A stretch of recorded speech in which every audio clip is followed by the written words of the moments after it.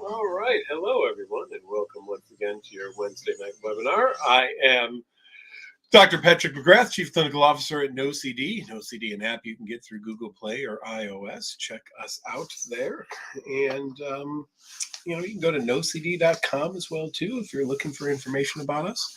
We are a teletherapy company that specializes in the treatment of obsessive-compulsive disorder, as well as things like tics and body-focused repetitive behaviors, as well as hoarding. And we're dabbling into some areas as well, like trauma work for people who have OCD as well. So lots of stuff available. Check us out again at nocd.com or download that app on Google Play or iOS. It's the NoCD app. Tonight is informational purposes, as usual only. This is not therapy, but glad to have you aboard and that I get an opportunity to answer some questions for all of you as well. So we'll jump into it and let's see what's going on with everybody here. So we'll start. Let me put on the specs, actually. That might help a little bit there.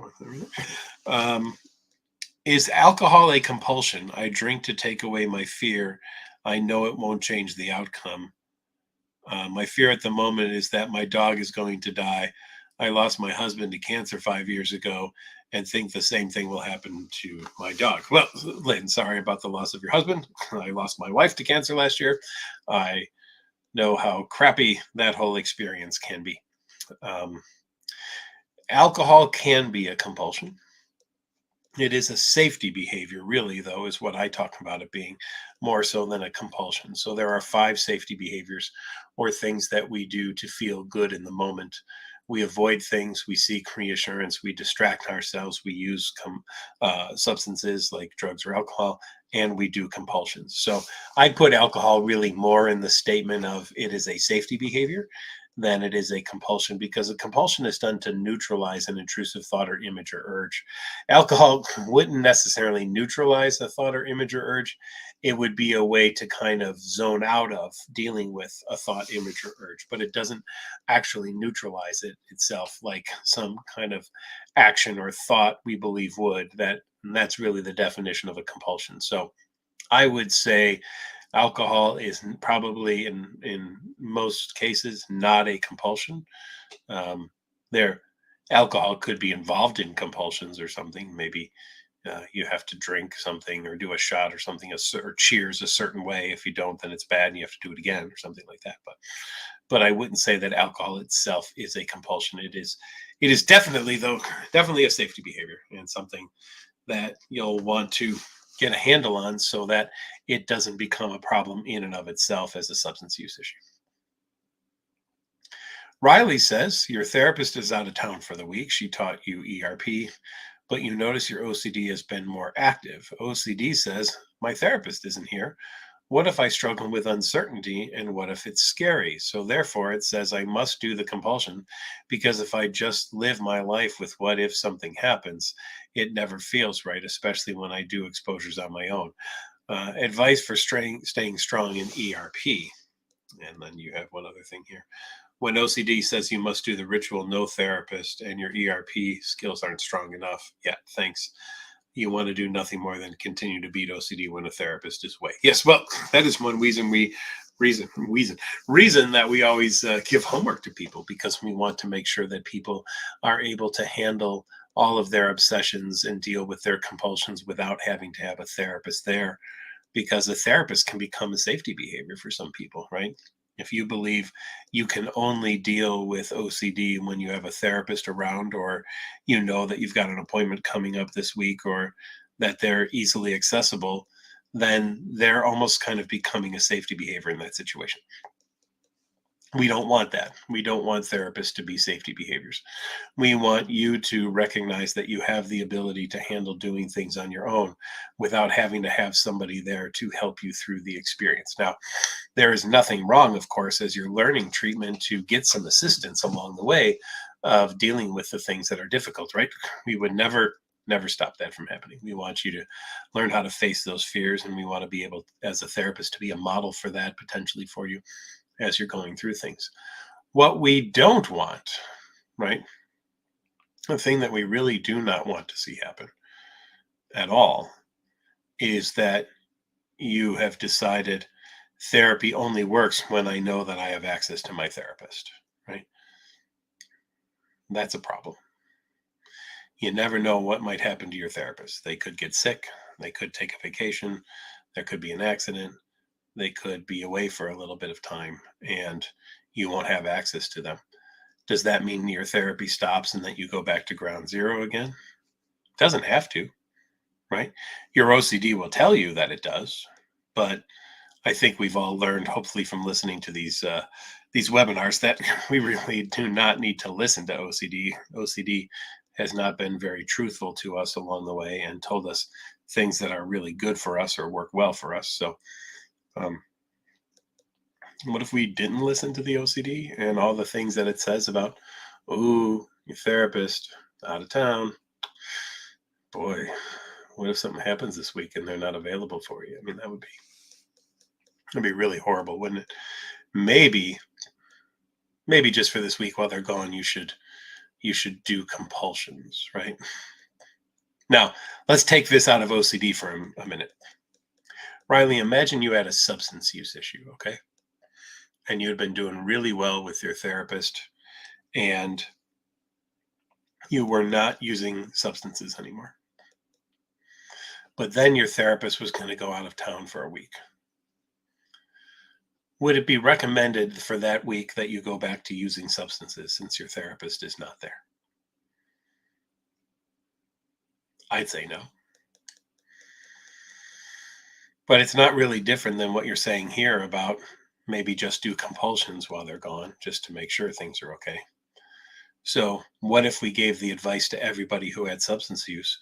Hey, your counselor's out of town for the week. Go ahead and go back and use all the substances again. Well, that would sound ridiculous, right?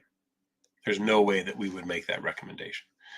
So, Riley, I'm going to challenge you to think of it along those lines, that if you wouldn't tell anybody else whose therapist was out of town to go back to their old ways of doing things for that week, then there's not going to be a good reason for you to do it either. Okay? Stay strong, challenge those thoughts and images and urges, and recognize that if you do really want to beat OCD, it means dealing with it whether or not your therapist is around. Okay? You got it. Allie says you're too sensitive to noises, TV, neighbors, other people talking. Could that be because of OCD? Any tips? Well, maybe. But it could also be a thing that we call misophonia as well, too, where we have various sensitivities to different sounds.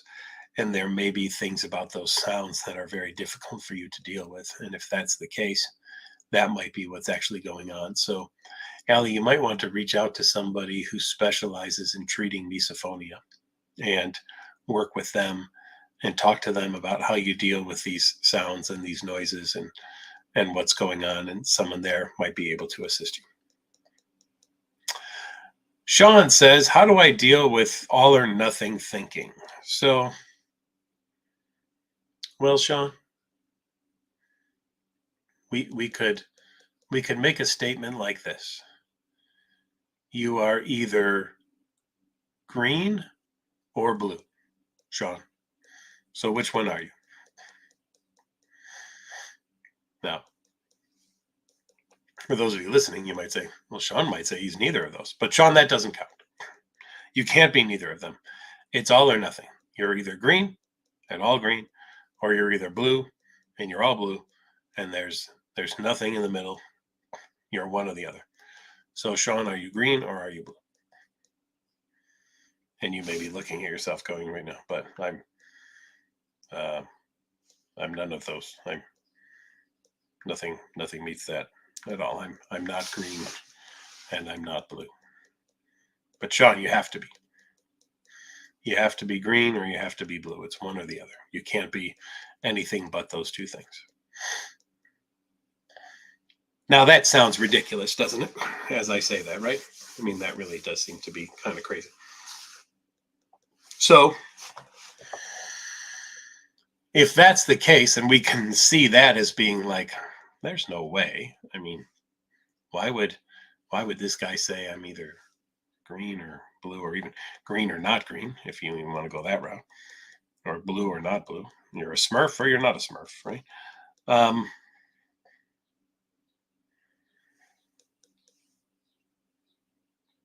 Is that the only way to categorize things?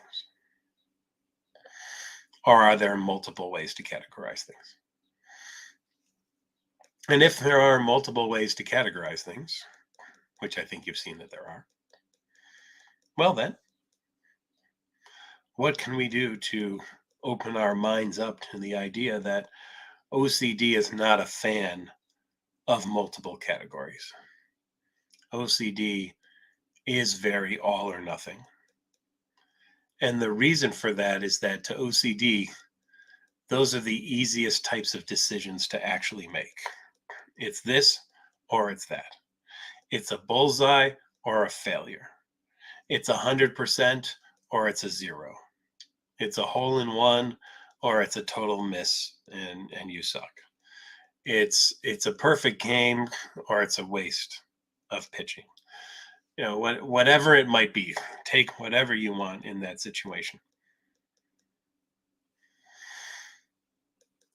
It's a really tough world to live in if you have to be perfect all the time.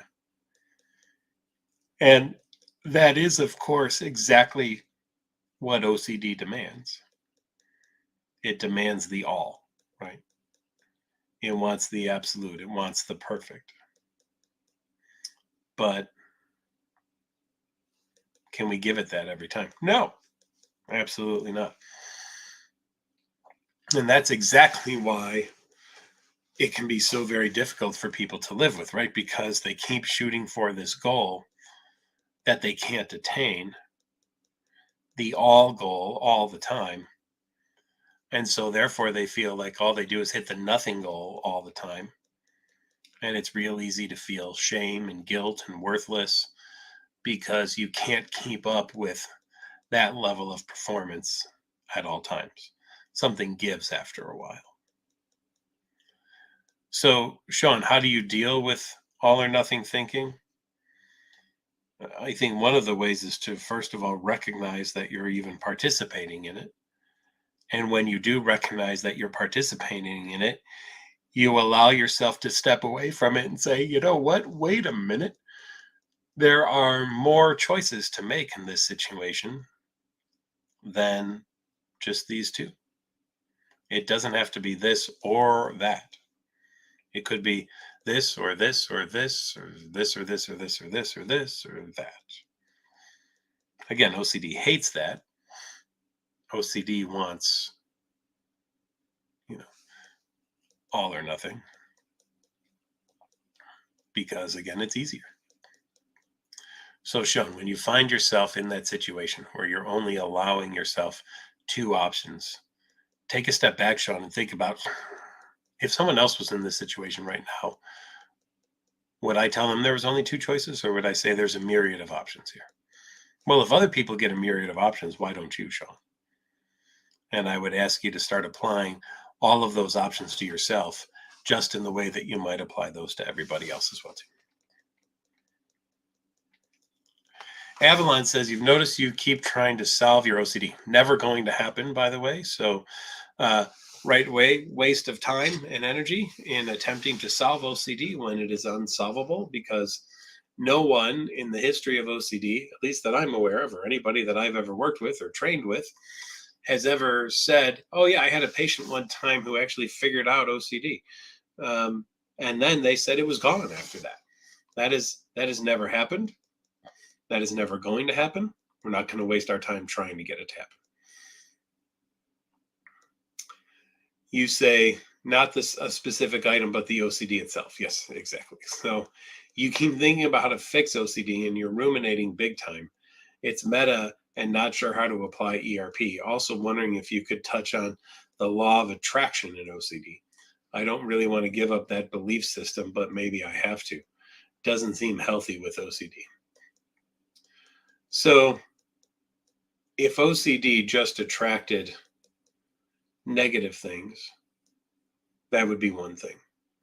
But I don't believe that it does. What I believe OCD does do, though, is it puts blinders on and it makes you only look for negative things and you discount the positive things and they don't count, you pay no attention to those things. That's what I see happening for many people, right? So, are you just attracting negativity? No, because there's plenty of people with OCD who have good things happen to them all the time. Are you paying attention to those good things? Probably not. Well, how do you think of those good things? Probably it's just luck. They don't they don't actually count or anything. But yeah, I'll acknowledge that they happen, but they're maybe even so rare that they don't even count very much, or they're petty. Yeah, that's what OCD has to do to positive things, right? Because if OCD focused actually on things that were going well and were positive and good and affirming, people wouldn't suffer the way that they do, right? You know, no one's ever walked in my office and said, "Dr. McGrath, I'm really afraid everyone loves me and thinks I'm great. I've treated nobody for that. That's not an issue that anybody has at all." What do people have fears of? What if followed by worst case scenario? That's what people have fears of, right? And if that's the way you're going to live the world, well, all you're going to do is identify all sorts of what ifs and worst case scenarios in your life. And nothing's going to feel really good at all. So OCD doesn't necessarily attract anything negative, but it sure helps you keep an eye out for it. And it also interprets neutral things probably toward the negative as well too. So it likely makes it seem like most things are negative when the reality is probably most other people wouldn't be looking at it or thinking of it that way. I'm a poser says, "Hi, looking for help on mental checking with Pure O. I've done a good job of removing outward compulsions like Googling and research, etc., but you still do this automatic mental scan when you notice that obsessions are out of your awareness, like, why aren't you thinking about it? Go back to it. Do I respond whenever I feel the urge to catch myself ruminating with something like, hey, this is checking, I don't need to do this? Other examples are checking how I feel at the moment, comparing previous feelings, or when I experience something in life that proves your obsessive thought wrong, you go, see, even when I wasn't thinking about it. This seems to be what keeps you stuck in a loop." So, yeah, you're going to be stuck in a loop if you have to always know how you're feeling about everything at all times. And you have to be aware of exactly what is going on and if you are obsessing or not. I'll let you in on an interesting thing about people who don't have OCD. They don't spend all day thinking about their thinking, and they don't spend all day wondering how they're feeling, and they don't spend all day assessing those things either and running scans to try to find out. They just kind of live their life and go on. Now, for those of you with OCD, that may sound foreign. How could anybody do such a thing?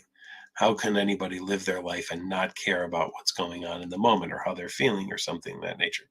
But I promise you, there are people out there in the world who do that on a regular basis. They just don't care, right?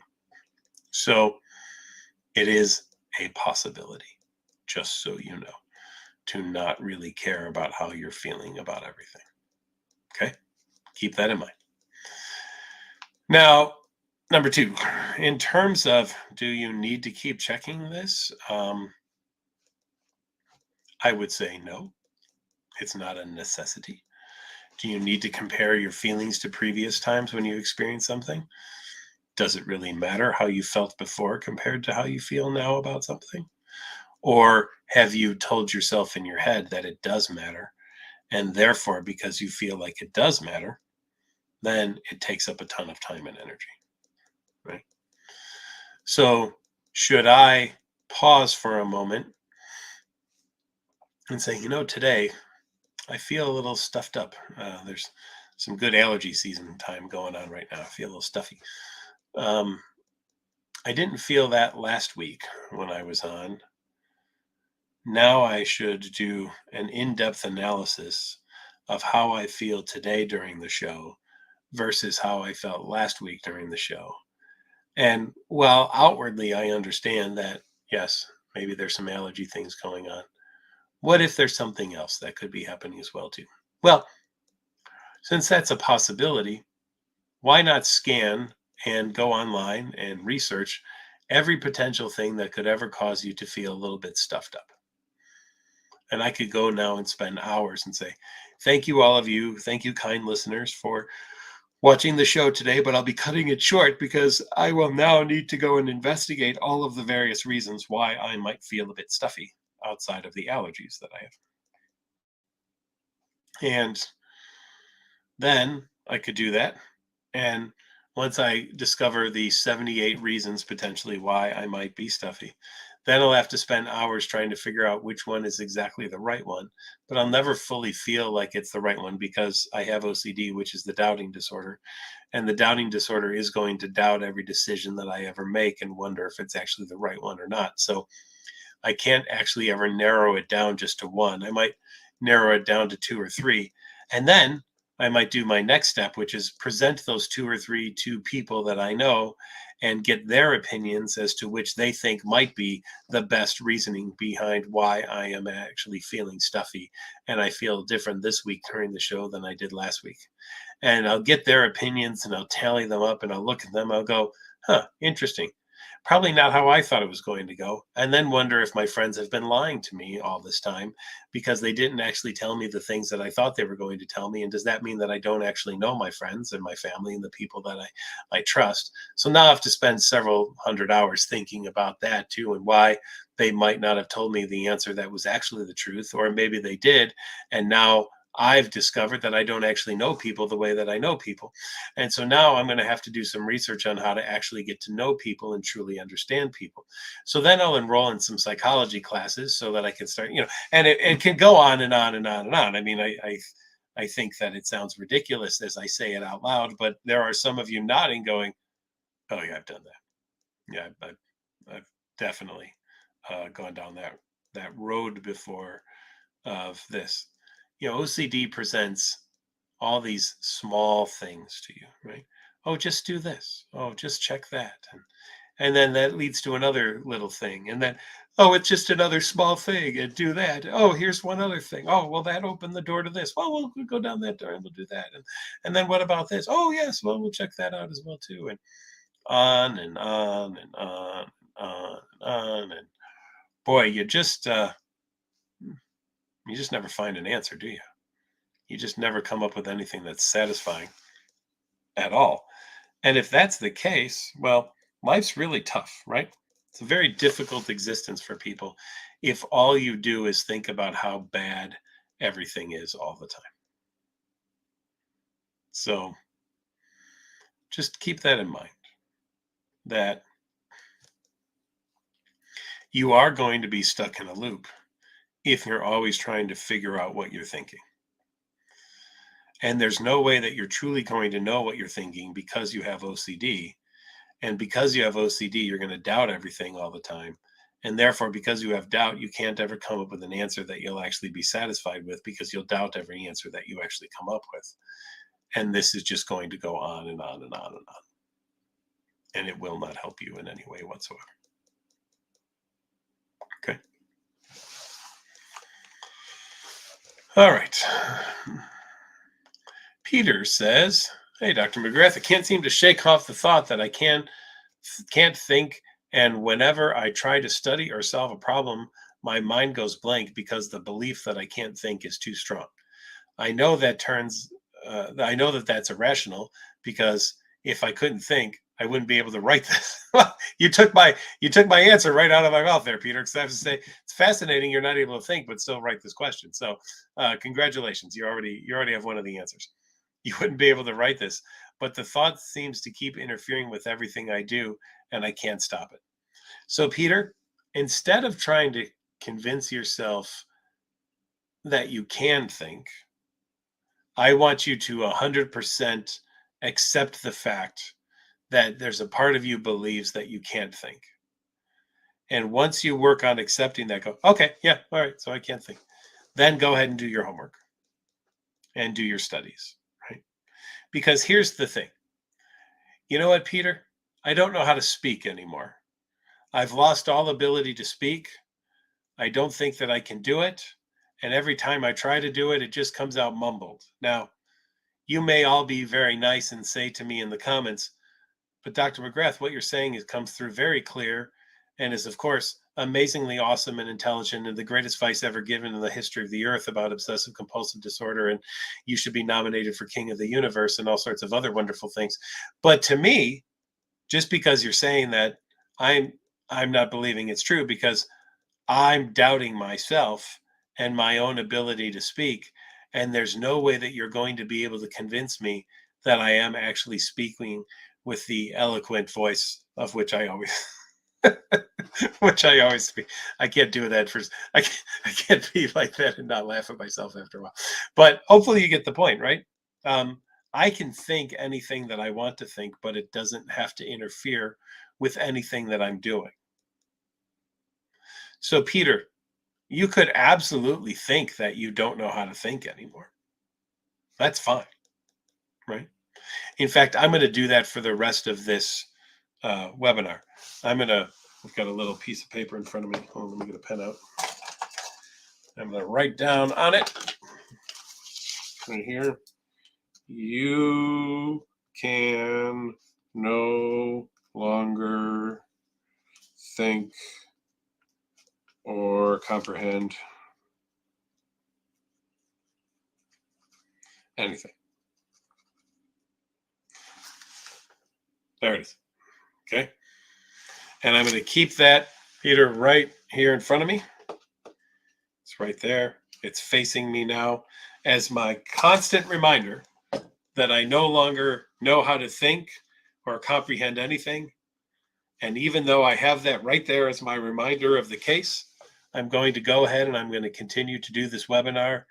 And I believe that I will still be able to do the webinar and give coherent answers to people, even though I'm constantly being reminded that I absolutely have no ability to do that in any way whatsoever. And let's see how it goes. And Peter, if I can do that, I believe you can do that as well. Right? I truly do. But it means making that purposefully your exposure of allowing yourself to learn. Oh yeah, I can tell myself I can't think. That's different than not actually being able to think or not think. Rosie says, I hate it when the store clerk coughs heartily into their hand while ringing up your groceries.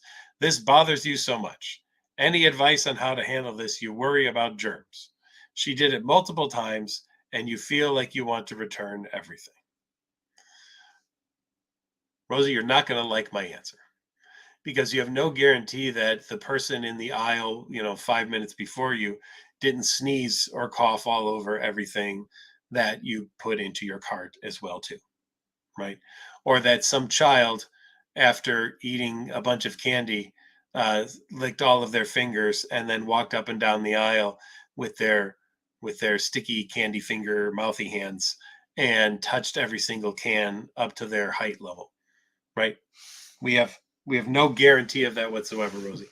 And I will bet that if you hadn't seen it, it wouldn't bother you, even though it was there, right? And we see this all the time. The problem isn't actually the fact that there is something on the items that you bought at the store, because there were already probably things on the items that you bought at the store. The problem is that you saw something and now you can't get that out of your head, and you've made an association between that store clerk coughing into their hands and it touching the various things that went into your grocery bag. And you probably have a pretty photographic memory of the things that she touched, as well as the things that were next to in the bag, because of course those germs love to jump from one thing to another thing, right? So I'm assuming that you've got all of that going on as well too. Now, please, Rosie, and I mean this with all seriousness, as I said before, you have no idea what happened with those items prior to you putting them in your cart, right? We're afraid of the way we think about things. Now, she may have coughed not because of a germ, right? She may have coughed like because of allergies. And that wouldn't be spitting out a bunch of germs all over the place. That would just be due to the fact that people are congested because they're having an allergic reaction to things that are outside. So even the assumption that it's germy isn't necessarily true, right? It's just not necessarily true. Okay. So keep that in mind.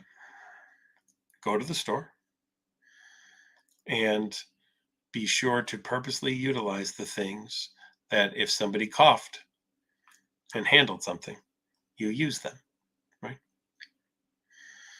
Otherwise, the clerks will love you. They'll be like, oh, Rosie's here. Now, before you go to hand her your change, cough into your hands profusely. She will refuse the change and you will get to keep all of it for yourself. You don't want that, right? You'd like that change back, probably. Okay. So, this, Rosie, a great opportunity to challenge things. One way to do that, of course, is to utilize therapy with NoCD. NoCD, a downloadable app you can get through Google Play or iOS, so check us out. And we also do online teletherapy across the world. You were in the UK and Canada and Australia and the United States. And in the US, we get more and more insurance companies covering us all the time. And so if you're looking for help for OCD or related disorders like let's say body focused repetitive behaviors or tics, or maybe even some hoarding going on, we'd be happy to help you. We also have our NoCD 411 sessions, and those are for people who have, if you're a friend or family member of somebody who's not quite ready for primetime therapy, utilize the NoCD 411 session. We'll give you some education around OCD as well too. Thanks. Thomas says, Thomas, what do we got here? You've been needing to get your wisdom teeth pulled for months. It's causing pain and infection that you have to keep treating with antibiotics. You're suffering. Every time you go to get them removed, you back down. You're so scared and your blood pressure goes so high, they refuse to work on you and they keep sending you home. What are you supposed to do? The fear of death or something going wrong is too high and you can't function. It puts you in so much distress that you almost faint. You can't take not being able to fight this and get past it. Please help. Thomas, the first thing that I would do is just every day practice driving to the office, right? Get yourself used to going there on a daily basis and tell them, hey, I need to get my wisdom teeth out. I'm a really nervous person. Just coming here makes me anxious. You may see me coming and sitting in the parking lot every day. And then would it be okay if I came in and sat in the waiting room every day as well too? And then it would be okay if I just have a 5-minute conversation with the doctor. I just want to talk to them and get to know them a little bit and find out, what they think about it and everything like that. No more than 5 minutes. We don't want it to go down the path of reassurance. Do you promise me that it's going to be fine? Do you promise that everything's going to be okay? All those kinds of things. Thomas, it will not be fun, right? I've had my wisdom teeth out. I stayed awake for it just because I thought it would be fun to watch. I'm one of those weird people. So they just used a bunch of Novocaine and then pulled my teeth out. And at one point, the dentist was awesome, or the oral surgeon. The oral surgeon, he had one of my teeth in the forceps thing, and he held it up and he looked at me. He goes, "Wow, it's the biggest tooth I've ever seen in my life. That's fascinating." And he was in his 60s, so I was like, I was impressed. I produced the largest tooth this man's ever seen. Pretty awesome. Uh, Mammoth teeth. But Thomas, allow yourself, Thomas, to get to the office, to be around it, to practice with it, so that just going there isn't going to heighten everything for you. Also, practice taking your blood pressure as well too, right? Do that while you're imagining getting your teeth taken out, while you're imagining getting knocked out potentially for the procedure, if you choose to get knocked. But imaginal work of that will be great as well too. And then if you can watch some videos of it, I would have you do that as well if I was working with you. And we would watch videos of people getting oral surgeries done as well. And we would just kind of be surrounded by it so much so that by the time that you went in to get it, well, it would just be no big deal at all, really, is what it would be. Because you've built up to it so much instead of spent so much time worrying about it, and now on the day of it being like, oh crap, it's finally here, and then feeling so very overwhelmed by the whole thing.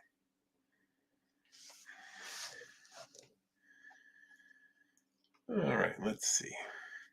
Charlie says OCD makes it hard for you to talk with others, be out in public for fear of saying something or doing something wrong. Any tips? Yes, Charlie. Practice mistake practice. Go out and purposely do things wrong. Don't say hello to someone that says hello to you. Go up to someone and ask them what time it is, and then 1 minute later, go up to them and say, "Excuse me, can you tell me what time it is again?" Just tiny little things. You don't have to be massively offensive to anybody. I just want you to learn, Charlie, that you can handle making mistakes in public and that the world does not end when you do so, right? Get yourself out there and learn how to handle it. Because if you keep on avoiding it, it will just get scarier and scarier over time. No one's ever avoided something and then felt that it was easier to deal with after avoiding it. People always talk about it gets worse because they just keep building it up more and more in their head, and it just gets more and more overwhelming then over time. Jay says, I think I might have hit a plateau with pedophilic OCD or OCD in general. You've been in therapy and ERP for about 10 months now. It has helped a lot. Great. You and your therapist have discussed maybe trying medication, my opinion. Always an option, right? Just know that if you do go down that road, it'll take probably 6 to 8 weeks before you see some effectiveness from it, because medications for OCD do take some time to get in there and to show some effectiveness. And Jay, the other thing too is that there are times people hit some plateaus in therapy, and that doesn't necessarily mean anything bad. I mean, sometimes it's just gearing up then to go to the next level. So Jay, I would work with your therapist and just say, let's look over our hierarchy again and let's see, do we need to do a revamp here? Where can we kind of restart this? What can we go back to? And is there kind of some other options to do in this situation so that we can figure out how to handle this? So that might work as well too, Jay. But I hope you're not too frustrated by the plateau piece of it. It does occur for a lot of people, but just because it doesn't mean that therapy's over. It just means, let's maybe try to approach this now from a little different angle and see where we go when we do that. Corey says, why do I feel like I'm going to internally combust when OCD and intrusive thoughts are at an all-time high? Probably because that's your OCD telling you to do a compulsion so that you won't feel that way anymore. And then you stop feeling that way when you do a compulsion. And OCD feels great when you do a compulsion because remember, OCD eats compulsions for breakfast, lunch, and dinner and wants you, Corey, to do nothing more than to do a compulsion. And therefore, OCD is going to keep ramping it up higher and higher and higher and higher and higher until you do a compulsion. Because what has it learned? Corey has a breaking point. And when we get her to feel to this level, when we bring her up to an 11, then she explodes. And then guess what? Then she does all the compulsions. So let's just rev her up to an 11 now instead of lollygagging around for a while and doing it. Let's just rev her up to an 11 and then she'll do the compulsion. It will feel great. It'll be wonderful and awesome. And won't that be just fantastic and tremendous? Corey, that's why probably that happens, just so you know.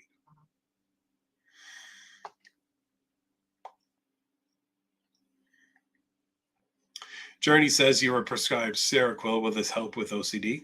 It could help with some of the hold that some of the intrusive thoughts have on people. For people who have low or no insight into their OCD, it could help to break some of that a little bit. Andre says, do we support insurance in Canada? Andre, reach out to us at nocd.com and let us and ask us that on there, and we'll have someone get back to you. Samantha says, how do you respond when your OCD is telling you you have to ruminate every thought? I say, well, shut up, OCD. You're an asshole, and I don't really care what you say because you don't have my best interest in heart whatsoever. So that's what I would say to say to OCD. Now, you might have tried that, and it didn't really work, right? And OCD said, yeah, but, because boy, OCD just does love a yeah, but, by the way. OCD says, yeah, but what if, and all of these other things, and wouldn't it be best if we just did some, some more rumination and everything? So, Samantha, I'm going to ask you a question. And I do want you to think a little bit about this one. I don't want you to ruminate on it. I just want you to think about it. And really, this is for everybody out there as well, too. How long do all of you have to think and ruminate about OCD in order to get OCD to be satisfied and go away?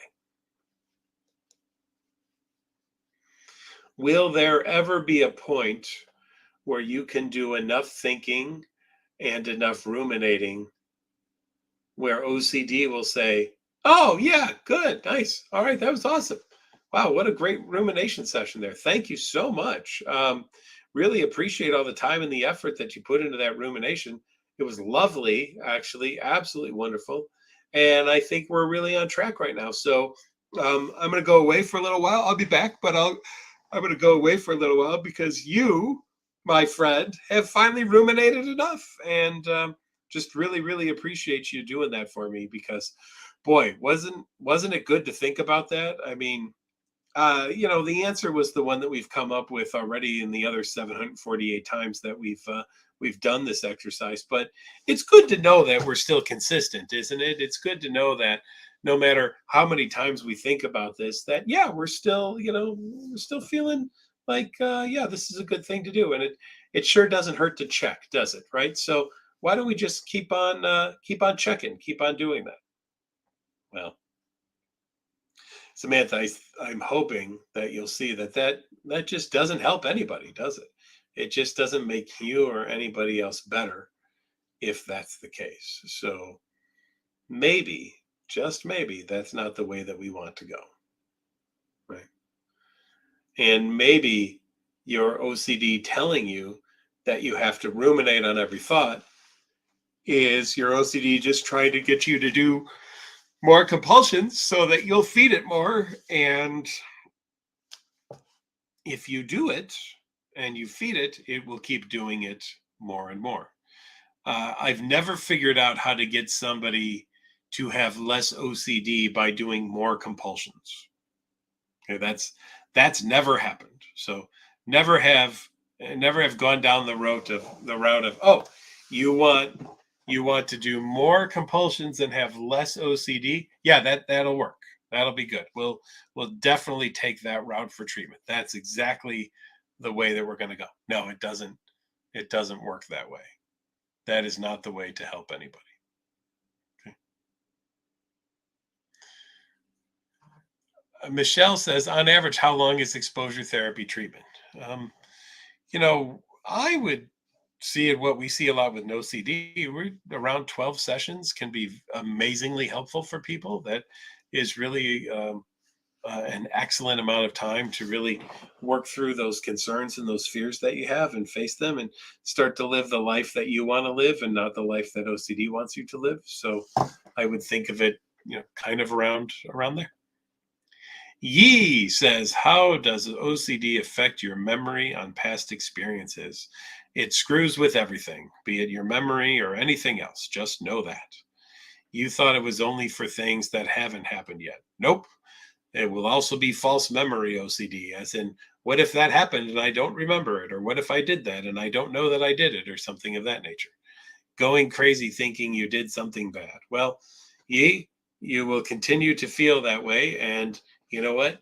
Maybe you did, or maybe you didn't. I don't know. But I'll tell you what, thinking another 7,453 hours on it is not also going to help you figure that out either. So you could stop thinking about that today, or you could stop thinking about that in 26 years from now. It doesn't matter. You will come with the same conclusion, which is, yeah, but I still don't really know for sure. Right? And boy, OCD hates that. Remember our beginning topic today on all or nothing thinking. OCD does not like, I don't know for sure. OCD says, no, we need to know, or we need to not know. It's one or the other. You know it or you don't know it. There is no, well, maybe, could have been, what if, kinda. No, OCD, not a fan of that at all. That's not where it's taken anything. OCD is all about, no, there must be an answer. But because OCD is the doubting disorder, you can never actually have an answer. And why can't you have an answer? Because the doubting disorder doubts everything, even every answer that you come up with to answer OCD questions. And therefore, you can never actually give OCD anything that it wants. Why? Well, because how can you feed something that is doubt and give it something that satisfies it? You can't satisfy doubt. Doubt is going to doubt, because that is what doubt does. Juliet says, what medication is typically used to treat OCD? We typically start with the SSRIs and then move on from there, but that's the typical first line of treatment is the SSRIs. Monica says, every time your heart rate goes up, you think you're going to die of a heart attack. Is this just panic, or could it be OCD? I lean on the panic in that experience, but know this, there is fantastic treatment for that, and it's an exposure therapy-based treatment. It's called interoceptive exposures, where you are purposely going to do things to get your heart rate up and learn that you can handle it. So you would do things like running in place or up and down stairs, hyperventilating, breathing through straws, spinning in a chair, shake your head back and forth, do all sorts of things that create all sorts of physiological sensations that are uncomfortable, and allow yourself to learn that just because you're experiencing uncomfortable physiological sensations doesn't actually mean that anything bad or dangerous or awful, horrible is happening to you, and you can handle it better than you've ever given yourself credit for.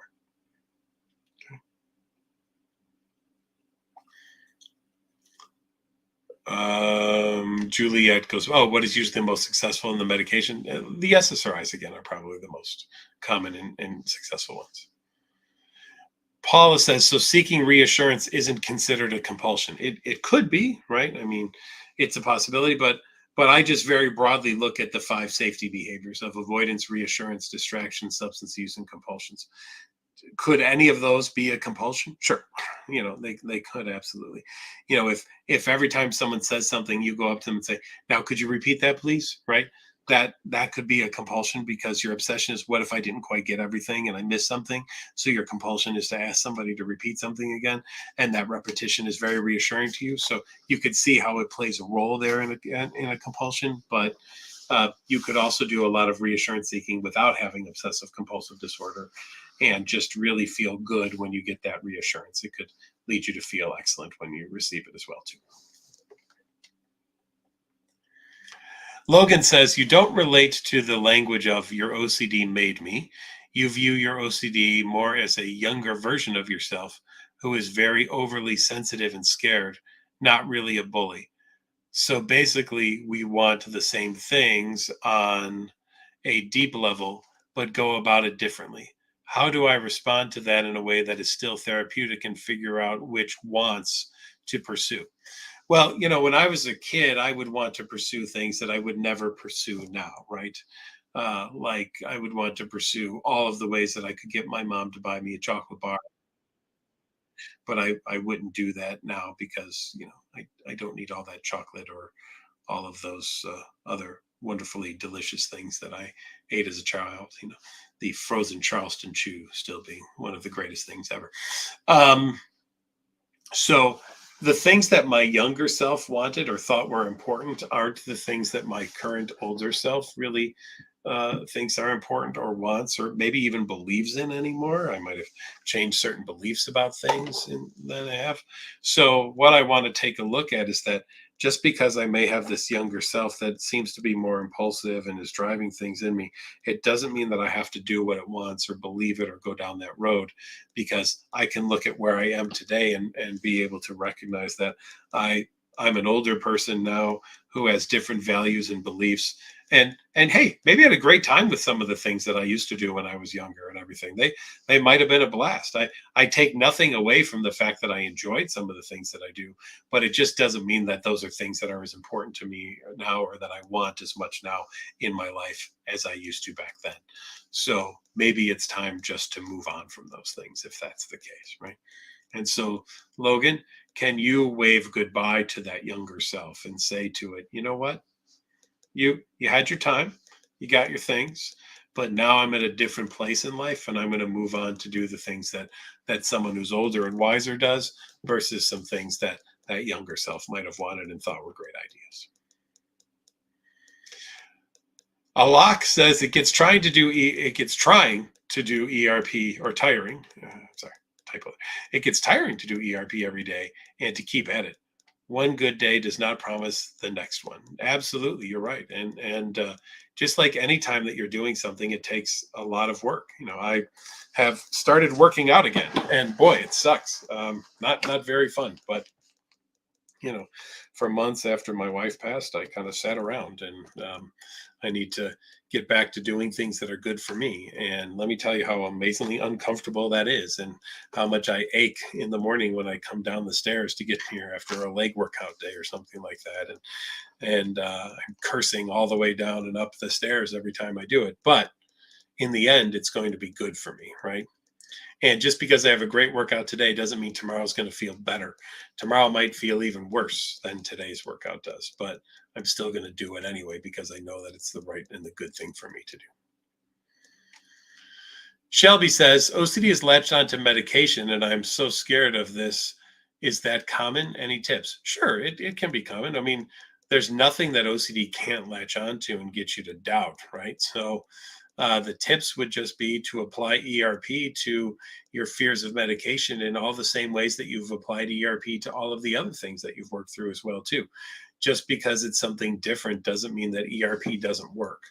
And one of the things sometimes I see people do is like a new theme will pop up and they'll say to me, "Oh my gosh, I have no idea what to do." And then I'll feel like an utter failure as a therapist because I really want to convince people that I'm not treating you for a symptom. I'm working with you on a condition. Your OCD is a condition, and that condition can be treated by ERP. The various subtypes that happen to you as we're going through this don't really matter so much to me because I'm still going to do ERP for all of those things. So please recognize this, right? Please, please, please recognize the fact that you have a treatment that works no matter what the subtype of it might be happening. Papa Big Pockets. That's a fun one. Hi, Dr. McGrath. Thank you for the time tonight. You're welcome. Your biggest challenge is the fear of the compulsions and obsessions coming back now that they are at bay and under control. Any advice? Papa Big Pockets, they could come back someday, right? You may have a stressor that happens or something occurs and they could come back. So here's what I want for you. Instead of being afraid of the fact that it could happen, I want you to be open to the possibility that it could happen, right? And when you're afraid of it could happen, what are you going to do? You're going to start looking around. You're going to start checking. You're going to be like, oh my gosh, what if? And you're going to go down all those rabbit holes. If you're open to the possibility that it could happen, here's what I would hope you would do. Yep, it could happen. So cool. I'm going to go live my life and do what I need to do today. And if I do notice that it starts happening, then I'll deal with it when it does. But until then, I'm going to live the life that I want to live and not the life that my OCD wants me to live. So that's what I would hope that you would really do. I can't guarantee that when I get off of this webinar tonight and walk up the stairs that I won't fall down the stairs, right? Especially after some leg workouts. I can't guarantee that. It could happen. So should I not do it? And should I obsess about it? And should I be angry about it? Or can I just accept the fact that, yep, you know what? It is a possibility. It could happen. And I'm going to live with that and know that I can handle it. And that's where I hope you will go to. Lauren asks if OCD can be passed down. If you one day have a child and suspect that they have OCD but get them into therapy earlier, are they more likely to cope better? Here's the thing, Lauren. If you have OCD and you have a child, your child has a greater chance of getting OCD than would someone in the general population. But it's not a guarantee that they will get OCD. It's just a larger opportunity or chance. But it's not a one-to-one correlation. It's not 100% guarantee. In fact, it's closer to 20%. So what you could do, Lauren, is if you do notice signs of OCD, yes, absolutely. You can start working with a therapist quickly with your child so that they can start to intervene on it. But I will caution you, Lauren, of constantly watching your child, trying to find signs of OCD, because that can become a compulsion if you're obsessed with, oh my gosh, what if I gave my child OCD and now I have to constantly check to see if they have OCD, and all you do is compulsions around those things, and then you just feel awful and horrible about it. So just be wary of that, Lauren, please, as you go through this as well. Blake says, you noticed that your OCD is more active during the morning and noon, but at night it doesn't feel like a problem. Is that normal? Sure, because I have other people who say the opposite, who say, I'm really strong against my OCD in the morning, but in the evening it's really, really tough to deal with. Everybody has various kind of circadian rhythms and things that they deal with and how OCD affects them. So there is no one right answer in this one, and it's not that everybody feels your way or any other way. OCD will affect everybody slightly differently as you go. Well, everyone, it's been a joy to be with you again here tonight. As always, tonight's webinar brought to you by NoCD. NoCD, a downloadable app you can get through Google Play or iOS. Please check us out. We are in the United States and Canada and the UK and Australia. So if you're looking for teletherapy there, we have it for OCD and all related disorders like hoarding and trichotillomania and excoriation and tics.